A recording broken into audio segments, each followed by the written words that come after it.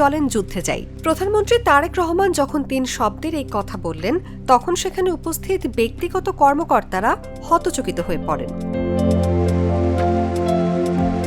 আজ রোববার, সপ্তাহের প্রথম কার্যদিবস। অন্য কার্যদিবসের মতোই আরেকটি দিনের সূচনা করতে বাড়ি থেকে সকালে বের হয়েছিলেন প্রধানমন্ত্রী তারেক রহমান। কিন্তু আজ তার একটি মন্তব্যে নিয়মিত দৃশ্যপটের ব্যতিক্রম ঘটল। বাড়ির দরজা খুলে উপস্থিত সবার উদ্দেশ্যে মুচকি হেসে বললেন, চলেন যুদ্ধে যাই। প্রধানমন্ত্রী তারেক রহমান যখন ৩ শব্দের এই কথা বললেন, তখন সেখানে উপস্থিত ব্যক্তিগত কর্মকর্তারা হতচকিত হয়ে পড়েন। পরক্ষণেই উপস্থিত কারো বুঝতে বাকি রইল না যে তিনি দেশ পরিচালনার কাজকে যুদ্ধ বুঝিয়েছেন। ৩ শব্দের চমকপ্রদ বাক্য দেশ গঠনে তার প্রতিদিনের সংগ্রামের কথা বলেছেন। প্রধানমন্ত্রী যখন এই কথা বললেন, তখন প্রতিদিনের মতো পাশে ছিলেন তার অতিরিক্ত প্রেস সচিব আতিকুর রহমান রুমন।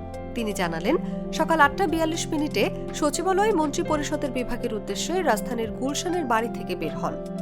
দেশের প্রধানমন্ত্রীর বাড়ি থেকে বের হওয়ার আগে তার ব্যক্তিগত কর্মকর্তা ও নিরাপত্তা কর্মকর্তারা প্রস্তুত থাকেন।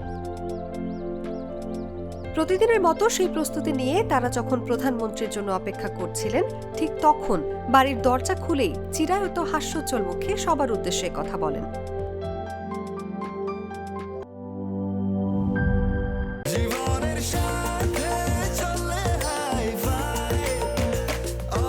স্বাস্থ্যকর অল টাইম, সব সময় অল টাইম হেলদি লাইফ।